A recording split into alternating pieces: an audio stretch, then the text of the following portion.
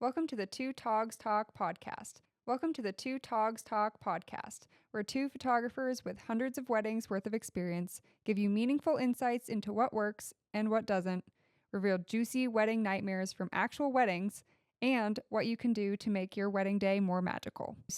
He's Garrett, the old pro, who still cries at daddy-daughter dances and who definitely steals an extra cupcake on his way out. She's Gianna, the young gun, who's always got the extra safety pin or granola bar handy and who is currently planning her own wedding. Together, we can help make your biggest day more memorable, more relaxed, and more personal to you and your vision.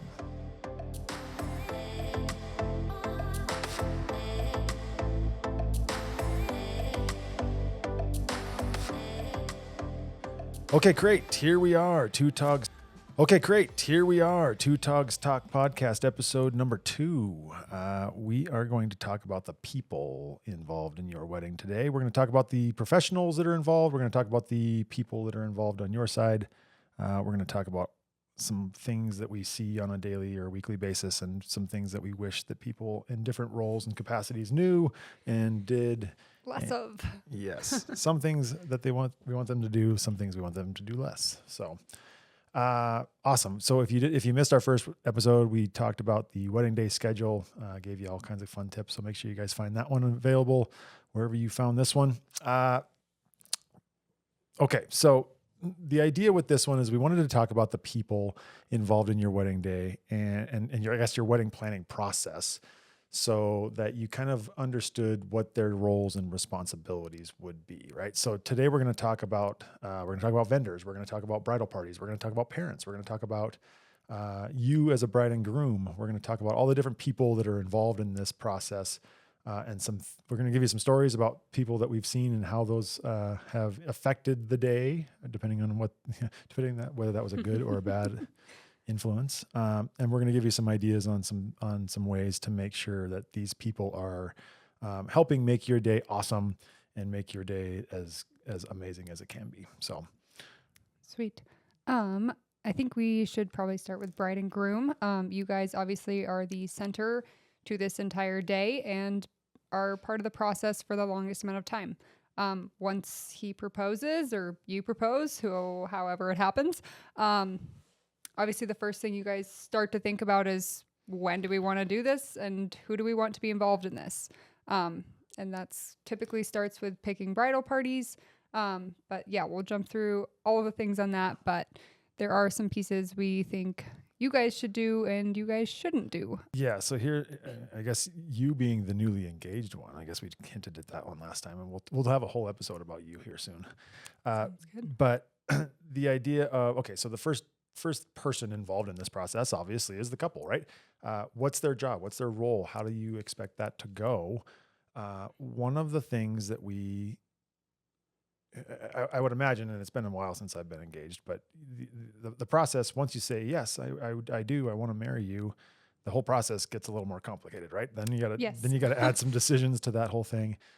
And I think I know where you're jumping to this. But having both parties of the couple, both pieces of the couple involved in the decision-making process. Don't hand it over to her, be like, oh, I asked the question, now you got the rest, I'll just show up on the day. That's not helpful. Coming from someone who loves to plan, that is what my fiance said. And I said, hard no, you will be involved in this. So yeah, anytime that this is, I honestly feel like the wedding and the wedding planning process is your first test as a couple. Like Yes. once you start to get together, right? If you guys can manage this process efficiently, then there's lots of good things in your future. But okay, so I guess what we're trying to say, number one, as a bride and a groom, make sure that you are both pulling your weight in terms of the decision-making process. If you have things to do or have things to say, make sure that those are out in front of both of you. Help come up with some ideas, right? I mean, we hear this about the wedding day. It's all about the bride, right? It's the bride's day. Okay, what else? We run into a lot of grooms. It's like, well, yeah, whatever she says, we'll do. Yep, that sounds great, and that's fine, I guess, if you want to do it that way. But that puts a lot of pressure on the girl to put this whole thing together. Which is why there's lots of bridezillas and not as many groomzillas, I guess, in the world, because the groom's just kind of like, yeah, whatever. We just kind of go with the flow here. But it's important to have everybody on the same page and to do to do this together, right? Mm-hmm. And then probably one of the first decisions, or in the beginning of the process as the couple, you're choosing your bridal party. Who do you want up by your side? How many people do you want up your side? Do you want the same number? Do you want different numbers? And what are they going to wear? And all things that go along with bridal parties. One of the things that a lot of people don't think about is the bridal party typically, I guess in most cases, I feel, pay for the dress that they wear that day or the suit that they wear, and whether that's rented or bought. I guess it could be decided among themselves. But if you guys all want the same ones, don't be overly expensive, I think. Obviously, you have your vision and you want it to look the way you want, and that's fine. But also think about the budget and their budget. Yeah, I think that's a fair point to those that are going to be involved in it. Yes, I want to be by your side as a friend, as a good enough friend to be in the bridal party, right? I want to be there, but I also don't want the expectation to be that it's so expensive. I know that I'm a little bit out of this game, but you and your friend group and your level of your age group, I guess, is where I'm going with this. There's a lot of there's a season of everybody in your friend group kind of getting married, right? So this can become really expensive along the way, and being on top of that, or being at least cognizant of that, and not requiring people to do things that are outside of their abilities is a huge piece of this puzzle, right? Yeah. How many people are you having in your bridal party? I'm doing 5. 5. Okay. Yep. I think we had 6. 6 on each side. I feel like we have this conversation with people a lot. There's one person that's like, oh gosh, I have to cut my friends down to 6. Yep. And then there's one person that's like, God, I don't know if I know 6 people. That is exactly what happened with us. Caleb has a million friends, and I was like, I can come up with maybe 5. So you're going to limit. So 5 it is. Yeah. Make some cuts. There's lots of ways to incorporate these people throughout the day, not necessarily in an official bridal party or capacity, right? There's other things that they can help out with, but we kind of wanted to talk to the bridal party, or talk to, as someone who sees a lot of bridal parties, and depending on how you make these decisions, if you want to have 2 people or if you want to have 10 people, there's no issues with any of that kind of stuff, but there are some things that come along with that, right? So if we're talking directly to the bridal party, number one, I would tell you what things that you can do to be helpful on a wedding day, or helpful throughout the process. Offer to help, right? And whether that's prior to the day, whether that's getting things prepped and ready to go for the day, or when you get there. I mean, there's a lot of times where these bridal party members are out of town or in a different part of the state. They don't have the ability to help out on that kind of basis. But when you get there, usually these people are there for several days beforehand, right? Or at least a day or two. Being able to run around and help gather and help facilitate, that's amazing, right? You need everybody. It takes a community to put this big party together, and helping be part of that solution to make this thing a better day is important. I guess one part of the bridal party selection process, and one thing that most of the time the bridal party is involved with, is either a bachelor or bachelorette party, right? Bachelorette party, bridal shower, whichever those pieces you choose to do. Obviously, you don't have to do them all either. I didn't even know what a bridal shower was until like a month ago. So Right. But being realistic about, all that kind of stuff, and not making it so extravagant. I've heard stories of brides that, brides or bridesmaids, whoever's putting this party together, just puts together this elaborate thing. Okay, cool. We're going to Nashville and we're doing this, and we're going to spend 5 days, and we're going to fly down there. And sometimes that's unrealistic, right? Sometimes that's a financial burden. Sometimes that's a time off of work burden. Some of us have families and can't get away from that long, and it's harder to make that process work. So be realistic and be helpful through that process. One thing I would recommend doing is don't do your bridal party. I think this is your parents' idea of what a bachelor party was. Don't do it the day before the wedding. Oh my God, please don't. That's a recipe for disaster, a recipe for hungover. Recipe for injuries. We've seen some injuries from bridal parties on the day of the wedding, falling out of trees, breaking backs, all the dumb things that happen. Maybe plan the party with enough time for recovery. I don't know, 6 weeks? I mean, I've seen them done as even, like the Wednesday before the Saturday kind of thing, which is, I guess, is enough to kind of get things put back together. But doing it the night before is probably not a great idea. Yes. I don't know. I've never done it that way, but I mean, it also depends on if you're planning on getting very drunk. If you're having like a real reasonable bachelor party and you're just hanging out, having fun, that's fine. But if you plan on drinking, do not do it the night before the wedding. right. Yeah. Bad idea. Yeah. Everybody wearing sunglasses because they're hungover Yes. is not helping anybody. Okay. So some things as a bridal party, do not do these things on your wedding day. And we've seen specific examples of these things throughout our career as photographers here. It seems to go without saying, but as a bridal party, your job is to be there to support the couple, right? There are going to be some responsibilities throughout the day that are required of you, and please don't shun those responsibilities. Whether those are, hey, help us move the chairs from A to B, hey, stand in a place together, like as a group, don't disappear, so that when our photographer needs to grab you for the photos, he doesn't have to go running through the entire venue finding you onesie, twosie, threesie, foursies. Gosh, sometimes it's like, dude, can you guys just sit still, like stay as a group? I don't, don't move, right? Because that makes the process a lot harder. I mean, it doesn't have to be the whole day of sticking together, but when there are times for photos, if you're doing bridal party photos, if it's after the ceremony, if it's toasts, if you're needed for something, don't run away. Totally.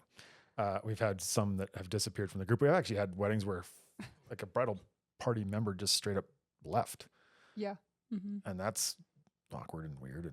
And then all of a sudden it's like, oh wait, we had a photo earlier with everybody in it, and now we don't have a photo with everybody in it because we're missing somebody. So be present, be helpful, understand that there are going to be some responsibilities, and yeah, it's going to be kind of hard to, okay, I know you got to come back for more photos when we're done with the ceremony or whatever. But again, this isn't about you guys. It's about the bride and the groom and the memories that they want from this day. And you being helpful, you being present, you being there to assist is going to put a way better spin on what this day is for them, and put a better memory together for them. So, another piece we usually see as bridal party members, whether it's best man or maid of honor, you're typically helping the bride in a lot of ways. You're getting them water, and you're making sure they're eating and not drinking too much. Don't be the bridesmaid that's forcing drinks down your bride's throat, or groom. Nipples. We've seen examples of this that end very poorly. Obviously, we want you guys to all have fun, but when it comes down to getting through the day, do not drink so much that you miss out on pieces that are important. It sounds like there needs to be an entire episode of this podcast dedicated to alcohol and what it's supposed to be and what it's not supposed to be at a wedding. Cause Yes. that could do a lot of different things there. Yes. We talk about this idea of the wedding being a party, but it's not a rager, right? I mean, don't throw so much alcohol into everybody that, it's 7:30 and you're passed out on the bathroom floor of your wedding venue at, And miss out on your first dance and couples photos and family photos. You're talking like we've seen this before. We might have seen this a couple of times. Yeah, We have some fun examples. Right.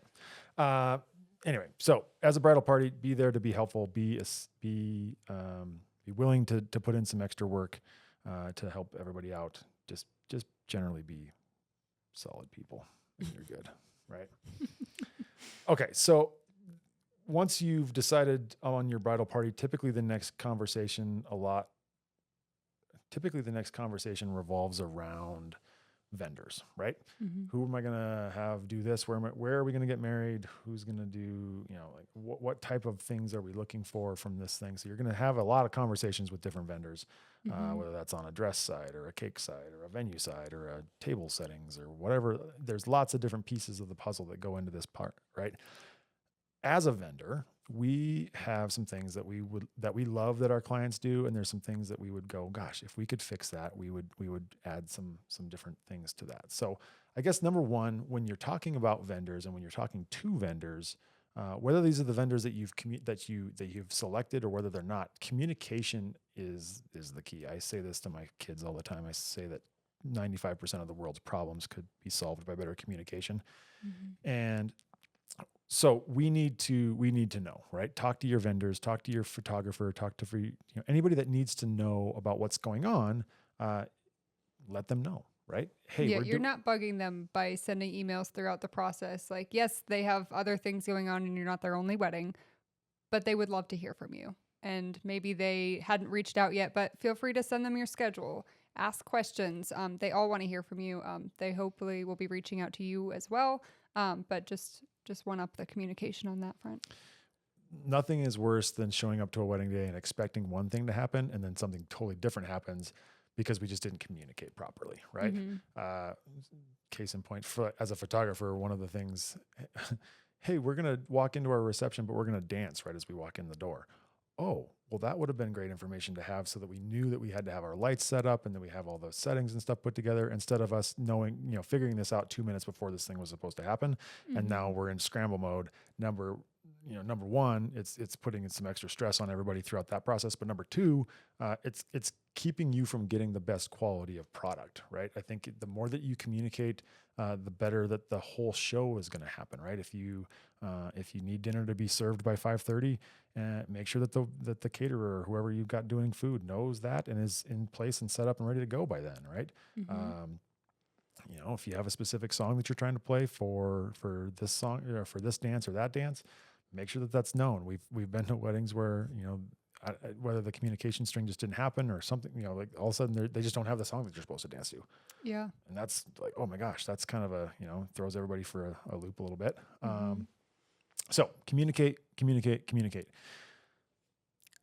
If we take a step back on vendors to the planning process, obviously they all come at different times. Typically, you're reaching out to your venue first to make sure you have a place to get married, and then maybe it's your photographer and dresses and whatnot down the line.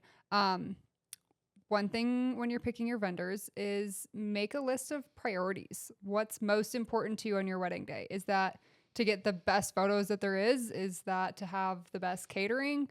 You want an epic DJ? All of these things are great. If you want the best of the best on all of the vendors, it's going to come with a price tag. So just kind of make a list of importance. And so you're not, you know, sneaking out on price of one because, oh well, I think I want this one, and just going back and forth. Just make sure you have your priorities set and then your budget, and so you can stick to that. When choosing your vendors, making sure that you're choosing quality people goes a Yes. long ways. One example of the opposite of that we were at a wedding once. I was at a wedding. Were you there? I think you were Yes. there. We were at a wedding one time when the DJ was playing music that he liked, not necessarily what was on the playlist that the groom and the bride had arranged, just so that he could go out on the dance floor and dance with all of the bridesmaids and all the bridal party and all the guests in a very provocative manner. That Yeah. was he was shooting his shot for sure, but as a professional, that's probably not the place and the time to be doing all of that. I would say, I don't know. Call me old fashioned.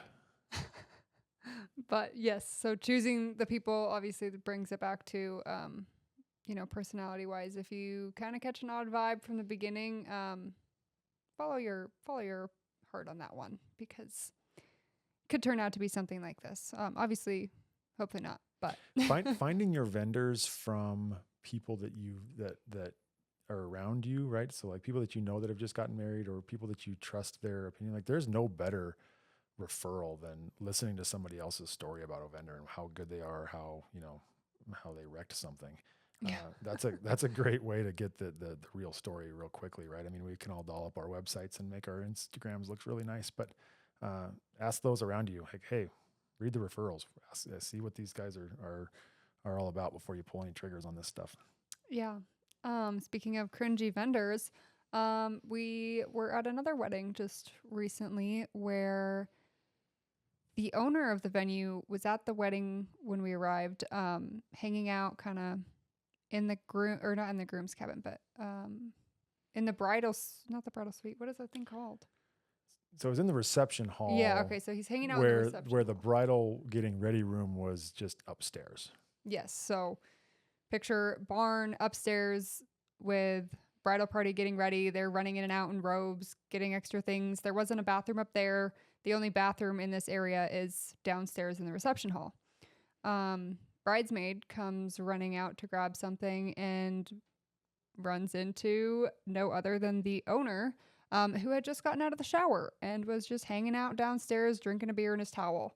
Um, Obviously, very unprofessional and very odd to have as a girl, especially a bridesmaid. Uncomfortable. She runs back upstairs and she proceeds to tell us this, which we didn't know what to do either. But that is another thing when you were vetting people, just talk to your friends because they're not going to have information like that on their websites. The only way you're going to hear things about vendors is from word of mouth. So pay attention.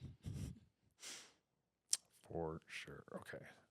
Let's see here. I think it comes down to, you having this priority list, right? Understanding what is important to you and then allocating your dollars to that, right? Whether that's any part of the puzzle, right? I mean, we as photographers hear that a lot where they want to value the photography because the photography is the piece that travels the furthest with this process. 10 years from now, your cake's going to be gone and your DJs, the music that you played at your dance floor is going to be, stuff that's on the now here's the volume hits volume, whatever. And your kids are going to laugh at you about what kind of music you listen to. Right. But the photography thing is something that travels and that in 10 years you get to look back and hopefully if you've chosen somebody that can produce the correct quality for you, you're just as excited about your photography that day and looking at these images that transport you back, as opposed to that process being a negative memory and something where you're like, oh my gosh, I wish we would have just spent more money on that because, I only got a couple images or I only, the images that we did get weren't very good.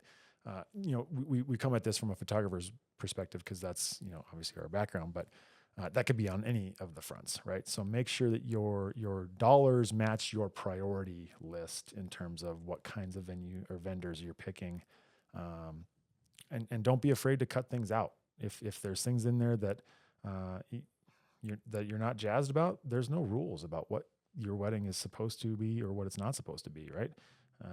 Some of our favorite weddings of all time are what we would consider an untraditional wedding, right? Where it doesn't have all of the pieces of the puzzle where it's, DJs and dance floors and catering and all these things. And some of my favorite weddings were one of my favorite weddings was the bride rode in on a horse to a back field above their house. We sat on hay bales. There was a cousin that brought a guitar and strummed out some chords while she came down the aisle. There was no microphone. They just sat up there and they had one of the, I think it was an aunt or an uncle that was the officiant. And I remember standing in the back of this wedding, feeling like this was a timeless wedding. This was a wedding that could have happened in the 1800s or 2017, right? And it was so awesome. And then as soon as we got done with all that, we ran down the hill and we had food and somebody turned on a CD player that had a speaker system on the back deck of mom's house. And it was awesome, right? They put all this thing together and every decision that they made about their day was intentional. And so that was where those kinds of stories and those kinds of experiences are so much fun. And just because, when you think you have to have this whole, process laid out, that's not the case. Right. So, make sure that you're communicating with your vendors, make sure that you're choosing your vendors, based on the quality that they can provide you, but also, of the value that they bring to your day. Right. And also pick vendors based on their personalities. If you don't get along with your DJ, don't hire them. Maybe they're the best DJ in town, but if you just don't vibe with them, that's a reason to not get them. So don't be afraid to make hard decisions, just because you have to. We tell our clients about this a lot, and I hope, and even our prospective clients. I mean, I want to be chosen for number one, the quality of my work, and number two, the personality that I'm going to add to the day, right? I mean, a photographer and a videographer is somebody that's going to be there. They're the vendor that's with you the longest on your wedding day, unless you have a wedding planner or something like that, right? Mhm. We're going to be in the room on some of your most important and most intimate moments of this entire day, right? When you have your 5 minutes with your groom and get to tell them all the things in your vows that you want to speak to them, right? Usually we're within earshot of that.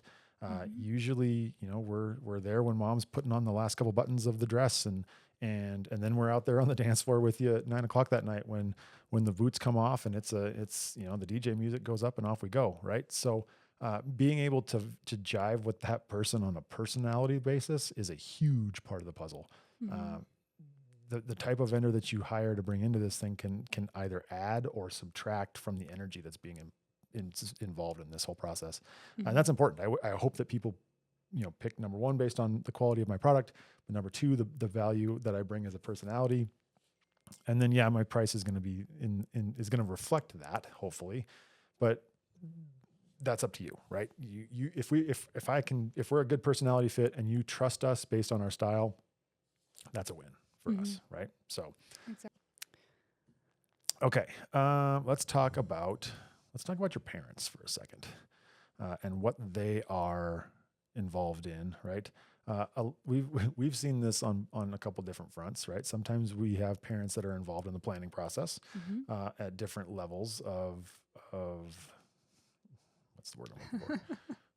Some are good and some are Aggressiveness, bad. I guess was the word I was looking for, right? Some of them are aggressively a part of the planning process, and Yes. other of them are just kind of an accessory to the process.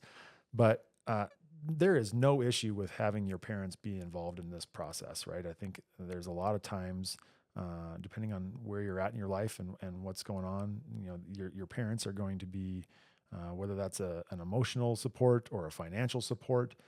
There's going to be a lot of pieces that they're involved in. One thing that we wish that they would do more of is be more present. I think that parents tend to end up being the facilitators of all this.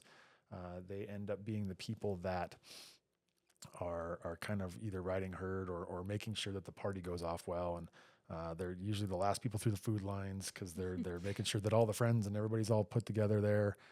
They're doing the double checks. They're doing the behind the scenes work. They're making sure that all these pieces are flowing properly, and that's admirable. And I think that's as a parent, I think there's a lot of times where we feel more comfortable in that role than other things, but it's a big day for you too as a parent, right? Mhm.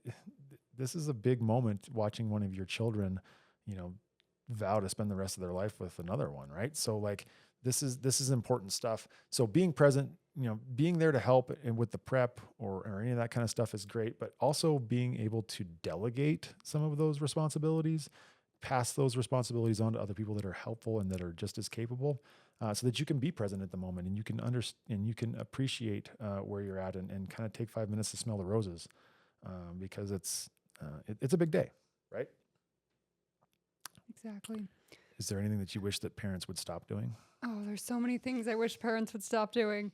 Um, I guess starting from planning, like Garrett said, we totally appreciate you being involved and helping um, with either payment or emotional support and helping seek out vendors and get prices and all of that. That's awesome. But there's a point where the vendors need to be in contact with the bride and the groom to get their perspective on the day and hear their ideas. But when the parents are kind of that wall in between and the third person in the trail of conversation, it's not helpful. I mean, we've had situations where mom is the only person we have contact with until the day of the wedding. And weddings like that typically don't go off as planned, at least from our perspective. If we have only mom's ideas and daughter has a different idea, we never heard that, so we don't know what to expect when we show up and the bride wants something different because we've only had contact with mom. So taking a step back and letting your children who are full grown adults making big life decisions, let them be a bigger part of the process.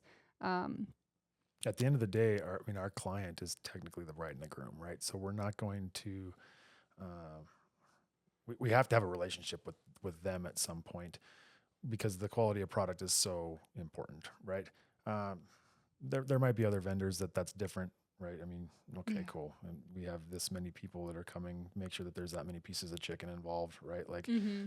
I don't know. I'm not trying to poo poo on the food vendors and stuff, but somebody that's going to be as intimately involved throughout the entire day's process.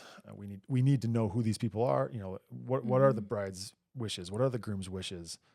What are their mom and dad have their opinions, and that's awesome. But yeah, again, let these kids that are getting married uh, show that they can be married, show that they can plan this big thing, and it's their responsibility. That's what you're doing. You're giving them away to a marriage that hopefully now they're full grown adults and they're doing their own thing, right? So Mm-hmm.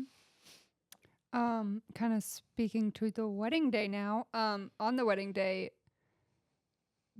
like we were saying to do is be more present. Don't be the person that's in charge of the schedule. Don't be overly involved in bigger pieces of the day. Let someone who's a little bit further out be in charge of something like that so you can have that time to spend with your daughter as she's getting in her wedding dress, or to spend with your son and help him put on his boutonniere. Be there for the meaningful moments and don't just try to make the day keep going. right, don't be so bent out of shape trying to get the wedding centerpieces or the table centerpieces put together so that yeah, you're just there's people that can handle that stuff, right? Yes. There's people that you can delegate these tasks to, and that's important.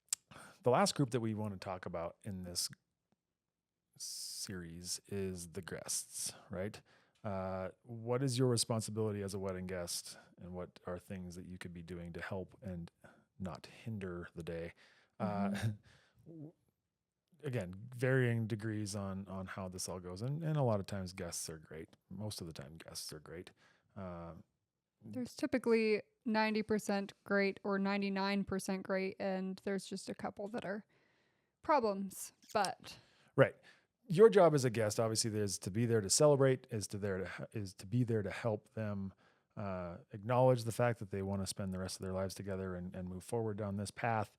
But there's some certain things throughout the day, so maybe we should start with the things that we want them to do differently. differently, Yeah. because we've got some hot Because it's takes. pretty easy to be a good guest as long as you show up, you have fun, you celebrate, and you're not annoying Right. and you're not overly Be involved. there, So, smile, and call it a day. Like, it's good stuff. Don't be yeah. loud and obnoxious. Okay, so as a photographer, and I guess we could talk more about this in an entire episode, I guess, too, Ooh, is we just have so many the things. whole idea of, I guess one of the biggest questions we always get is do you care if people around us have cameras? I don't, for the most part. As long as they're not over my shoulder the entire day, that is totally fine. Right. Yeah. I mean, the more documentation, the better, in my opinion, on these days, because obviously a photographer or two photographers at a day, I mean, we can catch a lot of stuff, but there's not going to be an opportunity for us to see everything that happens. We don't understand the family dynamics or the combinations of people, so we don't know if this person is important or not. Obviously, we've done, we work a lot with the immediate families, the bridal party, that kind of stuff. But if third cousin from Norway made it all the way over, right? Like, we don't understand those connections as often, right? So having Mm-hmm. other cameras around there is just fine, right? The more the merrier when it comes to documentation and the ability to create memories for these folks. However, keep your camera to yourself if you are anywhere close to the aisle of the Yes. ceremony. Zero problem with people having cameras for 95% of the day. In my opinion, put them away for the ceremony, right? Yeah, like maybe take one at the beginning if the couple is okay with that. A lot of the times you'll see a sign that says, please no cell phones during our ceremony, or they'll have their officiant ask everyone to put their phone away. But 9 out of 10 times that doesn't work. There's always still one person with a camera out. Unplugged is a huge topic in weddings, and why you should do or why you shouldn't do an unplugged ceremony. The whole reason that they're doing that is so that the camera person doesn't get involved or doesn't get in the way of the actual photographer there to document what's going on, right? Yes. Throughout the ceremony, we're bouncing around. We're going from one side to the other side, down the aisle, up the aisle, this side, that side. We're all over the place trying to catch all the different angles of what's going on out there, right? We got to catch some stuff that's aiming into her. We got to catch some stuff that's aiming into him. There's a lot of fun things that happen directly down the aisle, but the issue becomes when all of a sudden a cell phone or an iPad or somebody's point and shoot camera comes out down the aisle. It starts to cut off options for that, right? And I was at the cathedral one time and I missed the first kiss because first of all, I was out of position and I shouldn't have been there, but I had the opportunity to correct it. And I came around the corner to get into the aisle right as they were getting ready to kiss. And this lady that sat in the back row with her little point and shoot, her little DSLR camera on her neck, stepped out right in front of me and then pulled this thing up and tried to take some pictures while I was standing right there in front of her. And the kiss happened, and I was like, "Oh my gosh, I missed it!" And I had an emotional breakdown. Yeah. Luckily, it was a Catholic ceremony, and they kissed a second time, and I went, "Thank you, yes, awesome, right?" But the ability of again, we're talking about the aisle. We're talking about the ability to let the professionals do their job. A lot of times when you see these unplugged ceremony signs, that's what they're saying. Like, hey, be present with us. Be there to enjoy this moment with us. We've got people that are here to do a job professionally. Mm-hmm. And the bride and groom spend a lot of money to have those people there. So blocking their photos or making it more difficult on their photographers or videographers is not helpful. Right. Bring that camera out when it gets to the reception and shoot away, man. Let's go. Like all the dance Take floor, all the blackmail. all the dance floor blackmail you can get. That's awesome, right? Any of the combinations of people that we maybe not are aware of, that's awesome, right? The more the merrier. A lot of times, sometimes the most favorite photos that come from an event like this are some of the more candid and off kilter things that we just don't, that aren't the officially staged things, right? Mm-hmm. So. Yeah, that bring your camera, put it away throughout the ceremony, and then let it rip, man. That's my theory. Yep. One thing to not do as a guest, obviously the bride and groom want to see you at some point, but do not interrupt their family photos or their couples photos or any other important pieces of their day just to come say hi. Yes, maybe it would only take 5 seconds, but if every single guest starts doing that, then the couple starts to miss out on things.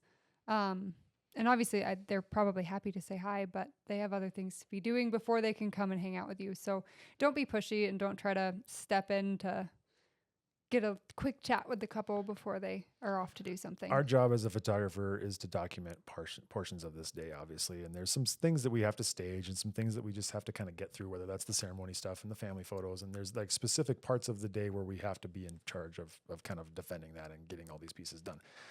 In my opinion, though, it's not our job to turn this into a full day photo shoot, right? Mm-hmm.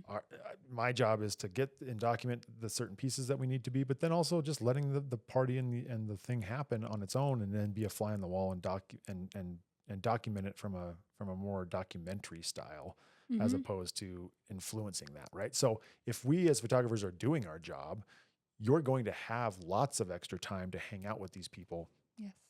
Instead of us, just ripping you out and going, okay, nope, now this, okay, now this, and now this. And,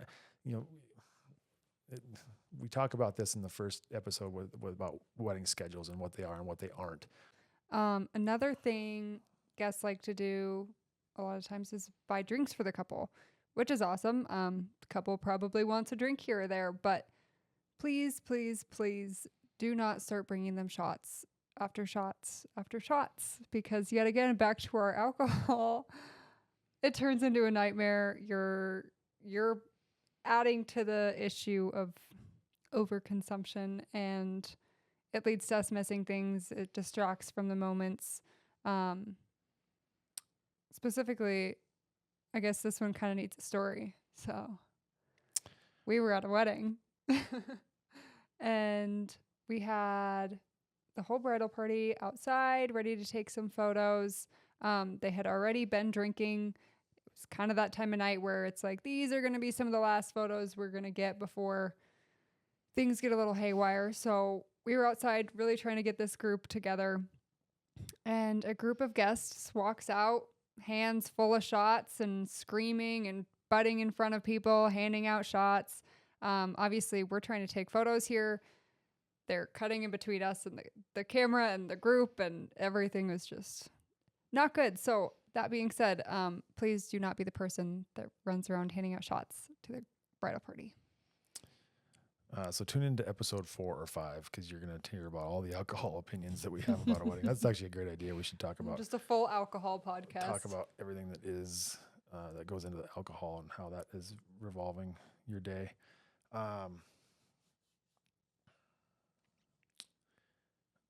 Just be a good person, right? Like as a guest, be there to be supportive, be there to be helpful.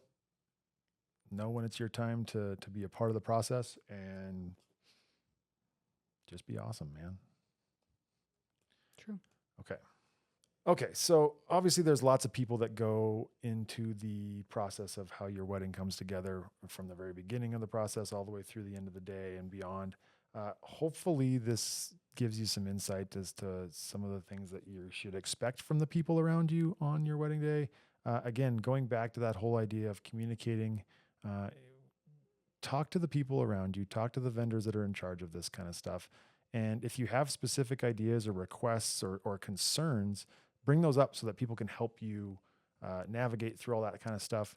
Our goal as a vendor is to help you guys put your best day forward, and as our any of the people that are involved in your wedding day are going to have that same responsibility. We're here to help you guys make this day better. Tell us how we can do that. Make sure that we're kept in the loop on all those things, and hopefully those people that you decide to bring together for your big party make the day something to always remember in a positive light. We will have some future podcasts that kind of talk through the planning process from prior to the wedding. So if you're still struggling on that boat and you're starting to make those decisions, we'll have some help for you soon. Okay, well, we're going to tie a bow on this one, and we are going to bring in some previous brides, some former brides into this mess here soon, so we can get their answers to your questions.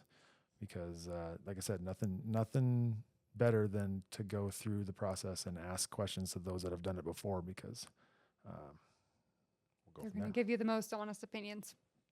For sure. Sweet. Anyway, thanks for joining us. Come back tomorrow or next week Or whenever. or whenever, Or anytime. some other time. Cool. Thanks. Love you. Bye. Bye.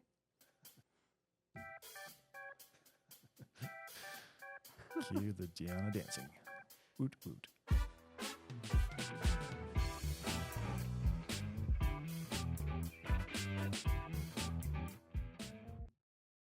Want your questions answered on the podcast?